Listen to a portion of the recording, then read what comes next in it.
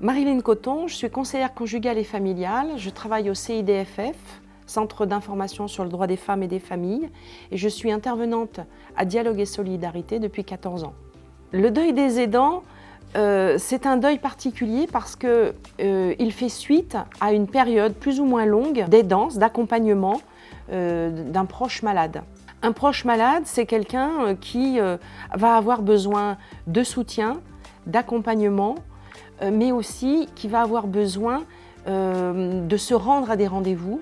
Donc l'aidant est là pour accompagner, pour prendre les rendez-vous, pour rythmer toute la prise de rendez-vous et l'accompagnement aux soins. Mais c'est aussi quelqu'un qui est là dans le quotidien, qui est là la nuit, qui est là au moment où justement il n'y a pas toujours les infirmiers et les infirmières sur place, le personnel d'accompagnement.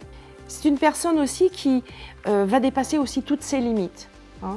Donc les limites de ce qui était prévu dans la relation, finalement. Quand on est un conjoint, une conjointe, eh bien on n'avait pas imaginé donner du soin, donner du bain. Et donc quand je dis qu'elle dépasse toutes ses limites, c'est-à-dire qu'elle va dépasser ses limites de fatigue, elle va s'occuper, se centrer sur le ou la malade sans pouvoir vraiment prendre soin d'elle ou de lui.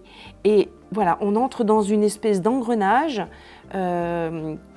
qui va faire que un proche aidant ou une proche aidante, après le décès du malade, eh bien, va se retrouver perdue, vraiment perdue parce qu'elle s'est déconnectée d'elle-même. Il y a des entreprises qui ont déjà mis en place des choses, assez peu, puisqu'en fait le deuil c'est assez tabou et assez méconnu. Et les danses également. On n'en parle pas depuis si longtemps que ça de l'accompagnement d'un proche.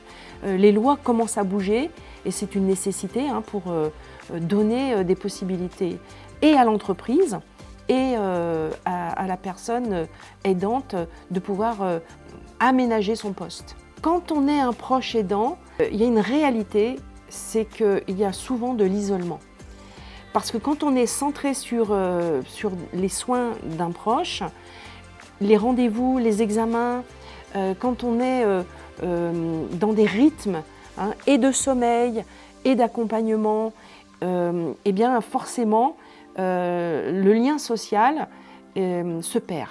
Donc c'est important pour la personne endeuillée à la suite d'un accompagnement de soins d'un proche, eh bien c'est important que cette personne déjà se fasse accompagner, ne reste pas seule, parce qu'il y a une extrême fatigue et qu'elle puisse aussi prendre du temps pour se restaurer, se reconnecter à elle-même.